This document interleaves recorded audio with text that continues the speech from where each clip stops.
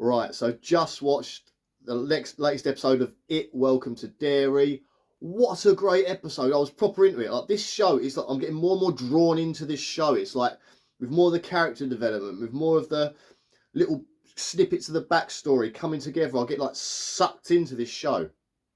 So where we go with this show? So let's start off with the military side of the story.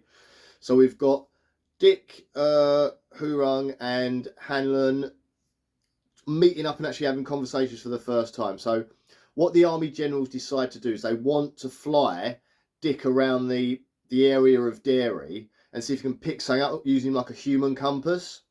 So Dick gets on the one of these Chinook chopper things, and Hanlon's going to be piloting it, and his partner's sort of with him as well. So they get up on the plane, they start flying around. Suddenly Dick goes into this like psychic, psychic state, and he starts to see a Pennywise style illusion where he's sort of in what looks like a submarine sort of thing at first. There's water everywhere, and then when he looks around you realise he's in that place where Pennywise sort of lives, like Pennywise's lair, and he's in there with sort of looking around. You see the Pennywise truck, the sort of circus truck. It opens up, you can see two eyes staring at him saying like, "Who are you?" sort of thing, looking at him. And then he looks up and he can see the sort of the dead kids floating around, just like in It Chapter 1 and 2. We saw the dead kids sort of floating around at the top of it, and he's looking up at this like thing with these dead kids. And then suddenly he sees his grandma look down at him. She's like, "You need to run, he's coming." And with that, Dick turns, starts to run, gets the thing, tries to open up the like submarine style hatch. He's pulling on the wheel like this over and over again. And then you flash back into the real world, and Dick's actually opened up the helicopter back door because he's going to try and like run out. So Pennywise is trying to sort of get him into an illusion where he's going to dive himself out of the chopper and kill himself. So you're like, oh my god! But luckily, Hanlon jumps out of the pilot seat, runs and grabs hold of Dick, manages to pull him back in as the other pilots sort of piloting the plane, shuts the hatch door. So then we get a bit more move on with these two. So we see them later on in Hanlon's home. He invites obviously Dick round, sits like has a little chat with him and his wife. You find out his wife, Hanlon's wife, was kind of currently still is an activist when it comes to like race activists and stuff. That's going to hit later on as well, like the idea of her like protesting and stuff. Obviously she's not doing it now because it might damage the career of her husband in the military, which kind of makes sense. So if you wonder why the camera's moving, my dog's down here knocking the stand back and forth. I don't know what he's trying to get. A bone or something. Oh, do you want that? Look, hang on. I'll be back. There you go. Have you got it now? You got that? Take it. His little chew toy was just underneath my stand. Yeah, so where was I? What was I talking about? Oh yes, Dick. So he's having dinner with the wife. You find this stuff about him, and then he asks Hanlon, "Oh, where's your son?" So Hanlon's like, "Oh, Will, he's not here. He's at his friend's house." We find more about that later. So he's like, "Oh, okay, like that," and then they start chatting a bit more. Then they go outside as the wife's getting dessert ready and stuff. And Hanlon sits there and he's like, "How did you know about my son? Because I've not told you I have a son." He's like, "I must have heard it on base." And he sits him down, and they start talking a bit more. And he says like what is going on, what happened on that chopper. That weren't like normal. It was like you were seeing things that weren't there, sort of thing. And then Dick's basically honest with him. He says, "Look, my nan told me it's like an ability to see that scene." Explains it a bit more. And then Hannah says, "Well, everyone where I grew up like knew someone that could do something like that, so that's kind of like a thing." And but he'd never seen it before. But he said he noticed something. Like when he had that feeling, like when he asked him about his son, he could feel something at the back of his head, like a strange sensation at the back of his head. And he said he felt it before when he was attacked in that bedroom. And then Dick's like, "Yeah, okay, I was in the bedroom when you were attacked, and that I did read your mind then." So he says, "Look, stay out of my mind then, because I do not want you to come into my mind." And he's like, "I won't, because of what I saw the first time." And when he says what happens is when you're scared, you start to think of your family, you start to think of other things. He said, "But you didn't. That Hanlon didn't think like that. He didn't think like a normal person. He literally just started to work things out, like, how am I getting out of this? What am I going to do?" Was like crystal clear, like, and Dick said it's like you have no fear. Like the part of your brain that's scared isn't there with you. And this is why the general wanted him as well, because he said to him, like, you could be useful because you don't seem to feel fear. And I guess Dick had told him, maybe that's the whole point of the beating in the first place, wasn't to test his loyalty, it was to see what was inside his head and to use Dick to do that. So I thought that was a great eye-opener as well. So that was kind of their side of things. So now we're going to go on to, we'll go on to the beginning of the episode. So the beginning of the episode started off in 1908, which is on where we know that the third series of Derry is going to be set. And this is like another Pennywise attack. And we see this young boy going into sort of a sort of state fair thing. And he goes into the sort of curiosities part of it, sort of the classic Greatest Showman part, you know, where you've got like the freak show and the Wolfman and all that sort of stuff in there. And this boy goes in there and he gets really scared. There's actually one scene, before he gets scared, there's a scene of these conjoined twins that seem to be conjoined by their intestines. Oh, well, that was a bit bloody gross. But there's conjoined twins, and then you see this, like, the boy goes into this dark room, and there's this old man in there with one eye, and he's all skinny and all weird looking. And he says, like, hello, boy, and he runs out scared. Sort of scares him, he runs out. And his dad stops him, and he's like, look, what... You need to not be a coward. Gives him a catapult. It's all right. It'll be all right. They then drive home.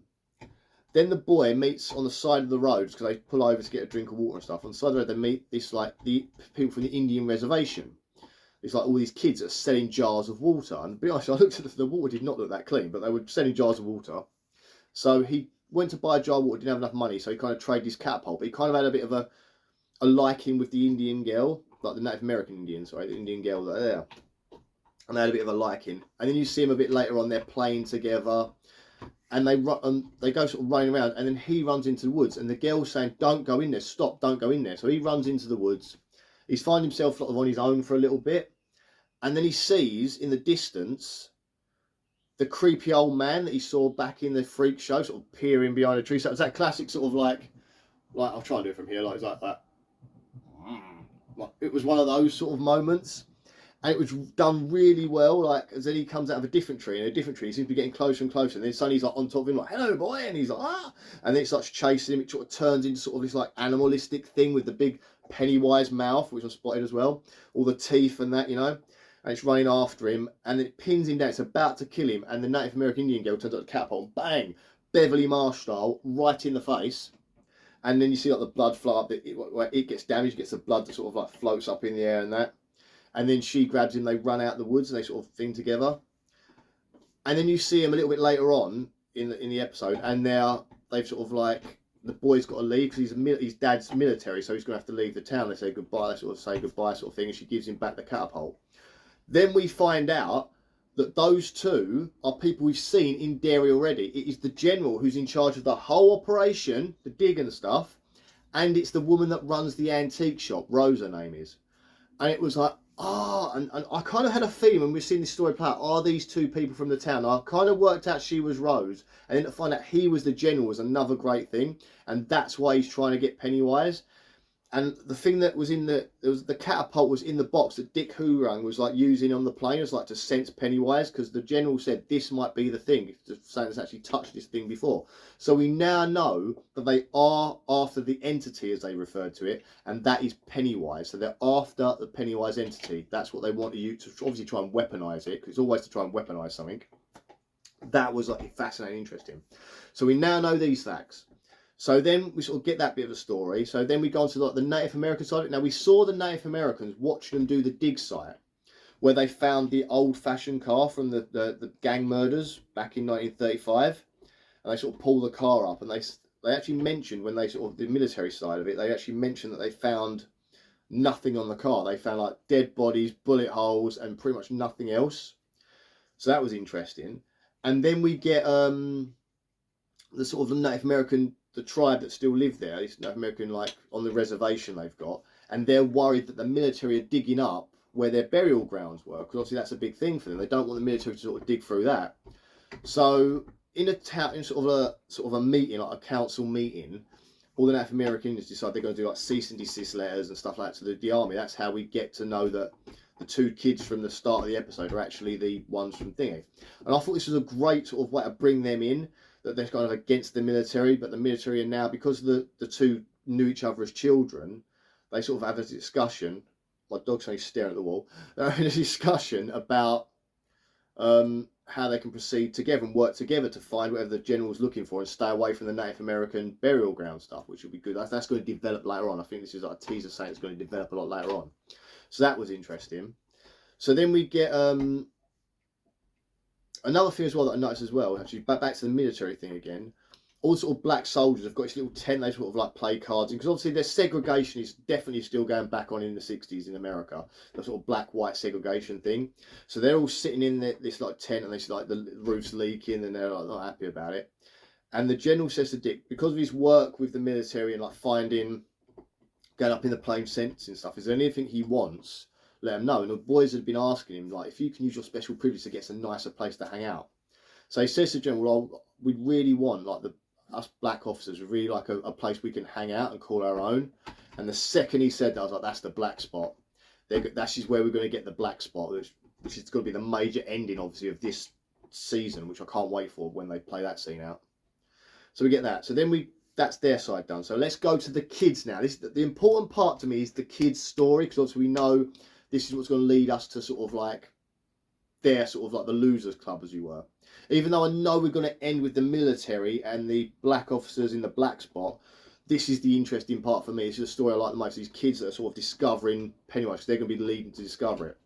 So the two girls, obviously, what's her name, comes out of the mental institution, and she goes back to school, and poor what's her name, oh god, I forgot their names. I always do this. I always forget names. I'm rubbish at remembering names.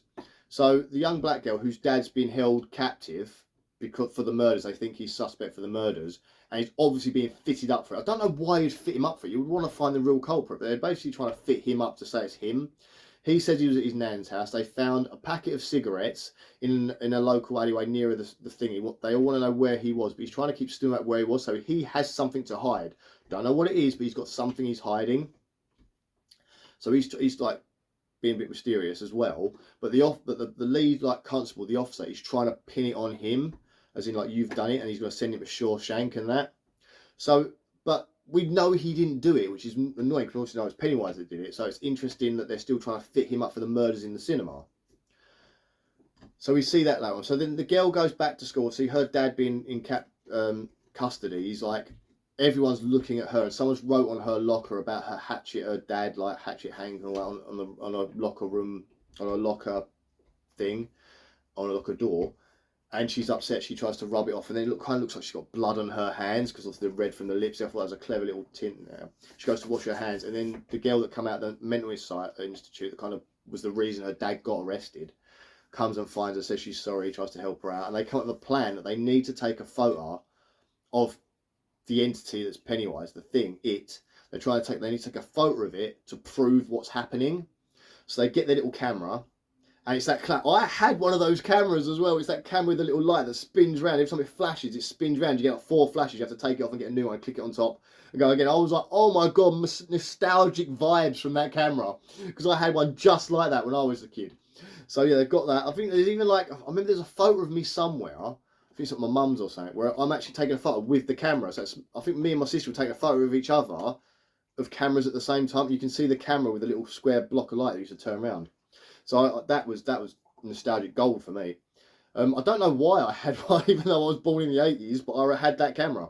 Or one very similar. Anyway, so yeah, so they decide they need to get a photo of Pennywise to prove it, because she goes and says like, oh, it was a scary killer baby in a movie theatre that like attacked and killed all my friends. It wasn't this guy.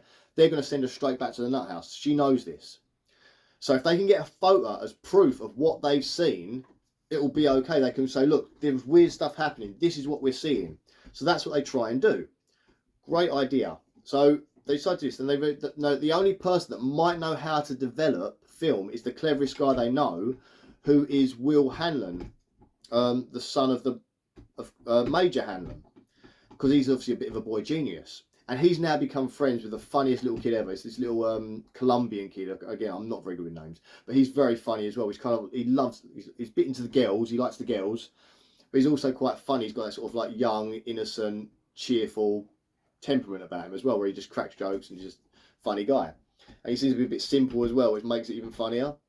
But anyway, so they're sort of hanging out together as well. They become good friends, and then the girls find them too, and that's where we form our little losers club. And they've got 4 members of our little losers club. You've got the girl whose dad's been in custody, the one that keeps going to the mental institution, and then you get the 2 boys, like the 2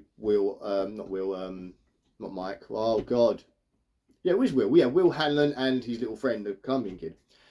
And they start chatting about everything that's going on. They sort of fill them in. The girls fill the boys in on what's been going on and why they need the camera and why they need to get the film developed, because they know if they send it off somewhere it would never come back, it's weird, and that they need to get like the kid to develop the pictures themselves. So they sit around, they talk about it, and they explain to him what's been going on. And the boys are kind of like a bit weird, but the Colombian kid says he remembers something that his uncle had told him about. It's like ritual where you sit down, you do like a voodoo style ritual, and it can summon this demon from their culture, who is summoned to like get revenge on people, and it always takes the form of your previous ancestors, which would make sense why they're seeing their mums, their dads and stuff like the pickle jar dad and pregnant mum. That's why they're seeing that. So he takes them to a graveyard. They do the ritual in a graveyard where you suddenly realise that the Colombian boy, he hasn't remembered everything, this uncle, but it turns out it was his cousin, not his uncle. So he's heard like 3rd or 4th hand, so it's not the real thing. And he's kind of like embellished it a bit because he wants to make friends, and that's the point. He doesn't have a lot of friends, so he's like, he does this ritual. It turns out the ritual's partly crap, and he's just sort of making it up as he goes along, sort of thing. And they all sort of sit around and they're like, well, this isn't working, like, and he kind of like fumbles a bit, and they're like, well, you've obviously lied to us. The girls get up to leave because they're feeling silly, because the boys sort of still don't really believe the girls. Like as Will says, I believe you believe it, but because he's a science guy, he's like, this doesn't make sense. Like what you're telling us doesn't make sense. And he apologizes. He wants to still be there for him. He still wants to help them, but to him it doesn't make sense. And then the little black girl, she's like, well, I don't care. You don't believe me, then I'm gonna go. So the 2 girls leave, and as they're riding off on their bikes, it's really weirdly filmed, this bit. And it looked weird because they're riding on their bikes to the grave. You've got the mist and stuff, and then the way it was lit, it looked really odd anyway. I don't know if they was intended it to look odd, or it was just the way the effect was done. But they're riding through the graveyard, and they can see the gate ahead. And as they're riding, it's that classic film where the gate moves further away. So as they're sort of looking, the gate's getting further and further away as they're riding. She's like, can you see this? Are you seeing this happening? And the other girl's like, yeah, oh my God, oh my God. And the boys then get on their bikes, they try and catch up with the girls.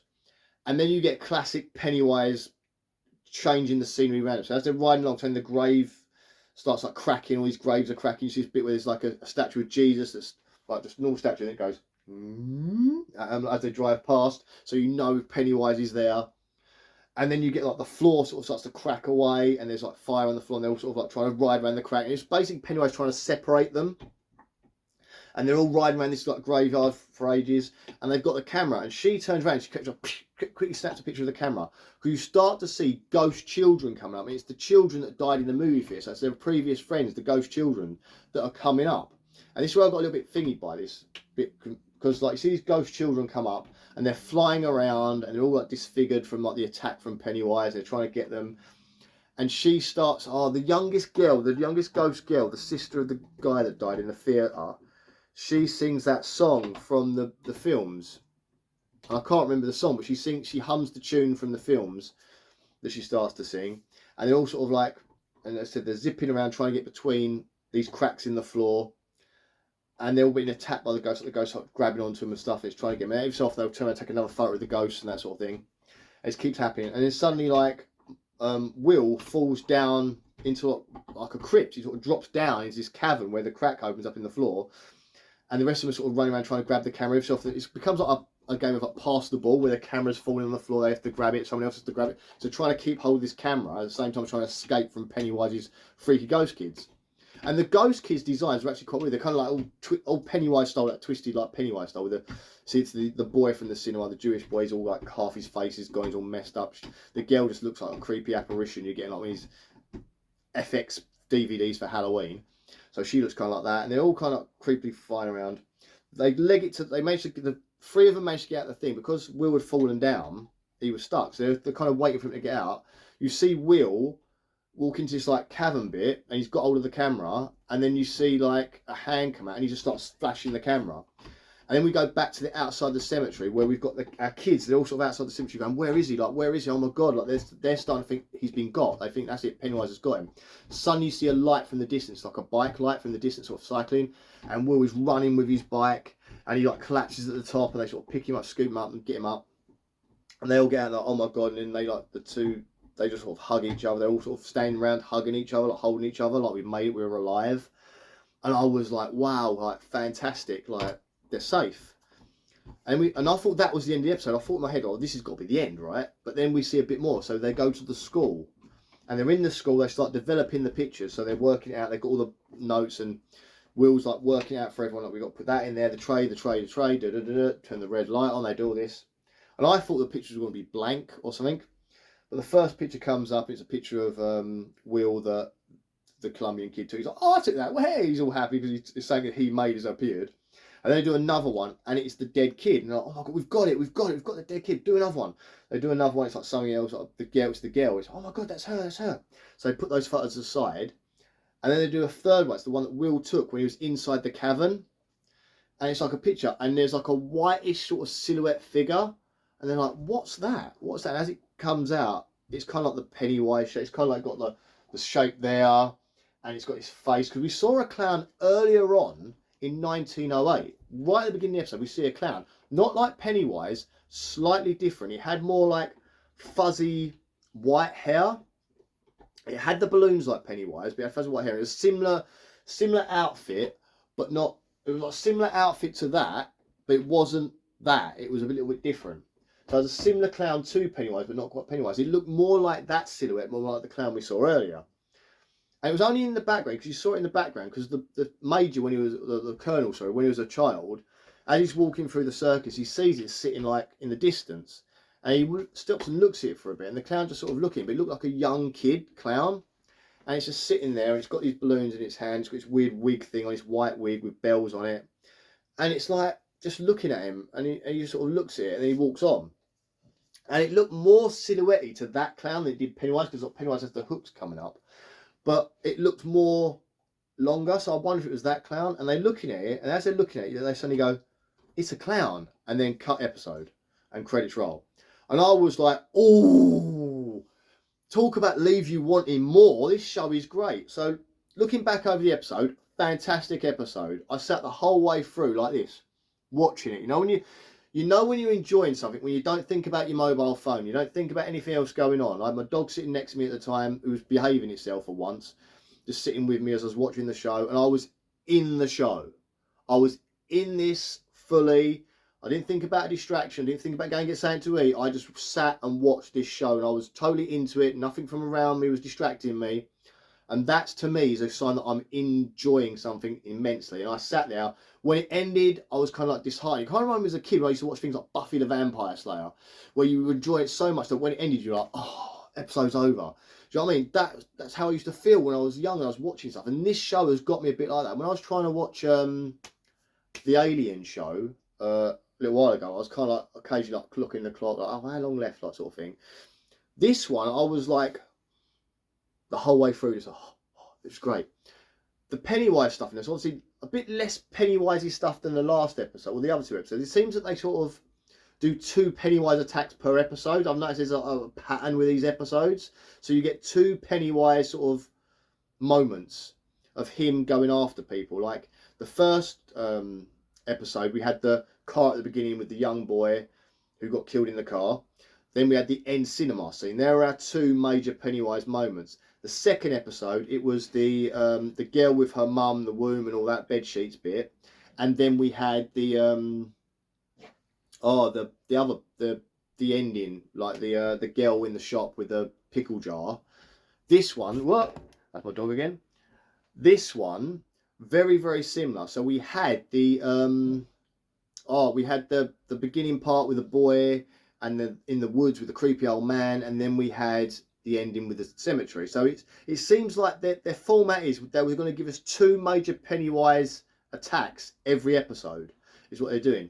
Visually, this was great. The only thing that put me off and took me out of it a bit was the bike riding scene. Just didn't look... It was obvious they were on some sort of trailer pretending to ride bikes they were filming. They had like a massive blue screen behind them, or green screen behind them, and that's how they filmed that, and it looked off.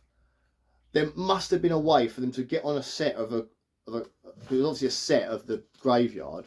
There must be a way to get him to really ride those bikes, because it looked a bit clunky and it looked unnatural the way they were riding the bikes. Maybe that was the point of it, but to me it looked too unnatural. That was the only part of the episode where I kind of got taken out of it. And maybe CGI old man running through the woods was kind of a bit, take me out of it a bit as well. But apart from that, it was like, that was the bit that kind of like, oh, that looks a bit silly sort of thing. Because I know that the guy that directs this loves his CGI stuff. He doesn't look much like the practical. He likes the CGI effects, which is why like in it, but then it does fit, because it had the same thing where they had the CGI sort of stuff. And I do like practical effects, but I've always liked practical effects, but I think CGI should not be used as the effect. CGI should neaten the effect up. So say like this is our clown, it's like, oh, but use CGI to sort of make the hair move a little bit better the way you want it to. Maybe use CGI to make the blood drip down. That's it. And that's all you need to make it more active, but keep it as a practical thing. Like American Werewolf in London, you could go into that and that would neaten up a little bit of that if you want to. Like some of the hair, some of the stuff looks weird. If you've got an old film where there's like, you can see the strings on the puppets or something, neaten that up a little bit. That's all it should be. You should keep it as it is, like Gremlins. Keep them looking like that and keep them puppets, but just use CGI maybe as like the way the head turn was looking funny, so make the head turn a little bit better with the CGI, just neaten up. That's what CGI should be used for. It should not be used as the effect, because that's where it goes wrong to me. That's my take on CGI, and it'll always be my take on CGI. So you mix practical and CGI, and then you get a perfect combination. Don't just pure CGI, because that's where it ruins it. Which I feel happened here, because you had the old man looking creepy. He was creepy enough, and they had him like walking. But when you saw him running through the trees, it was like, it just didn't look right. I know it's the Pennywise way of moving when it's all creepy, but it still didn't look perfect. I'm loving the military side of it now, like the Dick Hoover. I love they're giving him more to do, because obviously in the book, he's just a character in a nightclub. You don't see much more else of him in the Black Spot. But in this, they've given him the story, and I quite like it. So I can see them going on to doing a Dick Halloran story, maybe leading into The Shining. Look at this guy's life, because obviously he's been through some stuff. He's done some stuff based on his... What's my dog got hold of now? What have you got? Okay. It's a bit of paper. Yeah, so I would like to see like a series on Dick, like follow him through his life. Maybe do him as a kid, then slowly make him, because he's an actually very interesting character, and he's playing a quite funny, interesting guy. When you first see him, he's quite quiet, and you think, oh, he's just going to be sitting there all quiet and moody. But he's actually quite funny, and people can't like him. So I'd like to see his story, maybe do like a mini, like 3 episode of him, lead him up to going to the Overlook Hotel. That would be fascinating. And I like the military family. I like the fact we now know she's a bit of an activist, which I think she'll do something like a march or a protest or something racial. It's going to happen soon. I've just sensed that, which is going to lead to them all going to the Black Spot to attack the Black Spot, which is setting it on fire and Pennywise being there, etc., etc. We're on episode 3 now, and I believe it's 8 episodes to this series. That means we've got 5 episodes left, and there's a lot more to go. And I think this is great. The more we dig up, the more we go into it. They're getting into the past of Derry. We're seeing snippets of future seasons, because as we said in one of my videos I did earlier, their plan is each season is a different chunk of Pennywise's resurgence back. And the fact that the military know about him and they're going to try and use him as a weapon, the entity as they referred to it, why is that not in it the next stage? So obviously something must happen to the military. I think the military get wiped out. I think that base is going to get done, because they don't come back. If they're the only ones that know about this project and they're part of this massive project, why did they leave Derry in the 80s? Why did they leave Derry's in the 2000s when chapter 1 and 2's done? Why is there no military involvement then, but there was in the 60s? What makes them leave? We do know that when you leave Derry, you forget about Derry, because they mention that with the colonel and the Indian woman when they're in the shop. They mention that he's forgotten all about her and all about Derry. He had no memory of Derry until he came back for this job, this digging job. So that was fascinating. To me, that was very fascinating, because it was, we heard that the Losers Club had done that. Once they'd left Derry, they kind of forgotten about it and forgotten about Pennywise, forgotten about all of it. It was only when they came back they started to remember it again. When Mike, who never left, called them all back. So that's fascinating as well, the fact that it's not just the Losers, because I always thought it was just the Losers that Pennywise purposely put a spell on because he didn't want them to come back. But it's everyone that leaves Derry forgets about Derry. You only remember it when you're there. That was fascinating. So that's going to play into it later as well. So maybe once all the military left, they said we didn't find nothing, we left. maybe that's it, and they just didn't bother coming back again. But they know, the military have been watching this town because they know about the gang massacre and the town fighting the gang and everyone getting shot and killed. They know about that. They know about 1908 because he was there. He catapult, so he knows of Pennywise himself. He's met Pennywise. And a lot of the people online, it's one of these little nitpicks I have now. A lot of people online saying, we haven't seen Pennywise yet. You have. Like, you've seen just different... He isn't always the clown. The clown's something he uses as a lure. It's just one of his many, many forms. We are seeing Pennywise in every single episode. So Pennywise is there. Pennywise is this entity that can control things. The clown is just a form he takes. It's kind of... But people go like, oh, we haven't seen Pennywise. Where's Pennywise? We haven't seen him. He's there. He just... And I think we heard his voice. I think that was Skarsgård doing that creepy voice with the yellow eyes that we saw in the trailer. So he's there. He's always there. But the point is, he's there even when he's not there. That's the point of Pennywise. He's always somewhere lurking. He's always somewhere. He's never not around you. And that's another fascinating thing as well. And also, we got more glimpses of turtles in this. Obviously, they like all the films in this, where they hint at the turtle thing, but they've never done it in movie form. They've never gone that far. And they didn't do it in the second one, which I thought they were going to do in It Chapter 2, because they keep mentioning the turtle. And in this one, every episode we've seen turtles. And a couple of those popped up a few times, but this episode particularly, we had the turtle, like when you saw 1908, and you saw the people throwing the balls at the clowns to knock the clowns over. Some of the things they knocked over were turtles. And I was like, are we actually going to go there? Are we going to go to the giant turtle? Because it is a weird thing, but that won't mesh in as well with later. I don't know. But let me know what you thought of this episode. Did you enjoy this episode? Did you think it was going to go where it went? Are you like me, sucked into this show now? Are you loving this show? Because this, to me, is the best show I've seen for a long time. I was hyped up for this show. I was hyped up more for the Alien show. And after that, especially the ending of that, I was kind of let down. This one, I have not been let down a single episode. I have loved every episode. Bit grossed out. I've been grossed out, but I'm loving every episode. I love the character development, the stories. They are nailing this. So I'm hoping we get a good conclusion. That's all I'm waiting for. I'm waiting for a fantastic conclusion. We've got a lot more episodes to go, a lot more time spent on this show, and I cannot wait. Anyway, guys, message me. Let me know what you think of it. Tell me your theories on what it's going. Are you liking the idea of a Dick Halloran show to lead into the Overlook? I'd like a Shining TV show done like this. I know they did one years ago with Rebecca De Mornay was in it, I think, and it was a better version to me of The Shining than the Jack Nicholson film. That's a weird one for me because I like the Jack Nicholson Shining film, the Stanley Kubrick's The Shining. I like that. I like the book of The Shining. Same idea of different ways of doing it, very different endings as well. I prefer the book ending to the movie ending. And then when they did this TV show, that said, I know it starred Rebecca De Mornay. I don't know who else was in it, but that was good as well. It was closer to the book, but still wasn't the book. And I think they could do the book so well as a TV show with this budget. If they did that with the same people, creative people with it, and linked it maybe to it, in the Dick Halloran side of it, and don't kill Dick off, because they always, in the movies, they kill Dick off. In the book, he didn't die. He's there till the end.